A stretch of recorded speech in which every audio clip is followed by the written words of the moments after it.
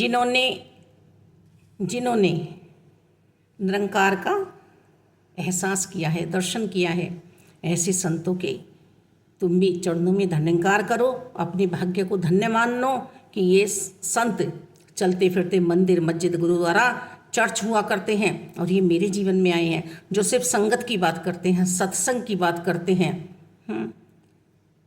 और मैं परम सौभाग्यशाली हूँ कि इनकी संतों की शरणागति में मैं बैठी हुई हूँ सतगुरु जी की कृपा से। सतगुरु जी ने अपने आप को परमात्मा नहीं बताया, जबकि है पूर्ण। हम सब जानते हैं, दासी तो बहुत अच्छी तरह से जानती है कि ये पूर्ण है, ये हर बात जानते हैं, ये हर बात जानते हैं मेरी।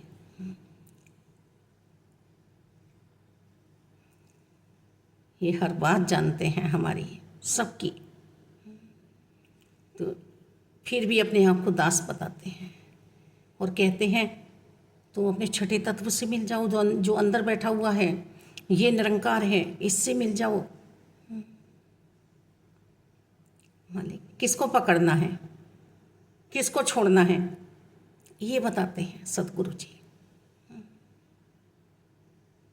मजाक नहीं करना है अपने जीवन के साथ अब कि हमने ब्रह्म ज्ञान की दात भी प्राप्त कर ली, हमारे सारे माया जंजाल को इन्होंने काट भी दिया और फिर हम माया में फंसते चले जा रहे हैं। कभी इसे पकड़ते हैं, कभी इसे पकड़ते हैं, कभी इसे पकड़ते हैं। नहीं, मुझे तो मुक्त आत्मा बनाई है और सामाजिक व्यवहार करते हुए, क्योंकि ऐसा नहीं है कि किसी के साथ मुझे व्यवहारिक नहीं बनना है, हर किसी के साथ व्यवहारिक बनना है। सहन मुझे ही करनी है सबकी। देखो, एक ज्ञानी होता है पढ़ा लिखा और एक अनपढ़ दिखता है दिखने में, दोनों एक ही जैसे हैं।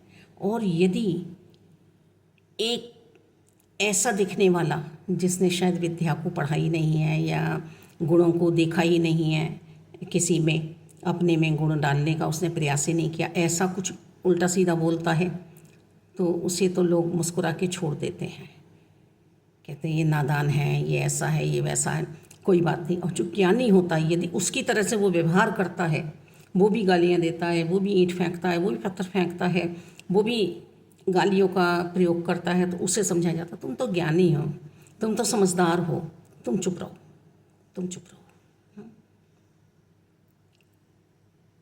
मुझे देखना है किस तरह से मुझे समझना है।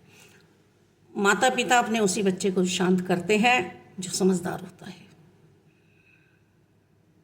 कि किस तरह से तुम्हें जीवन जीना है, कैसा व्यवहार करना है।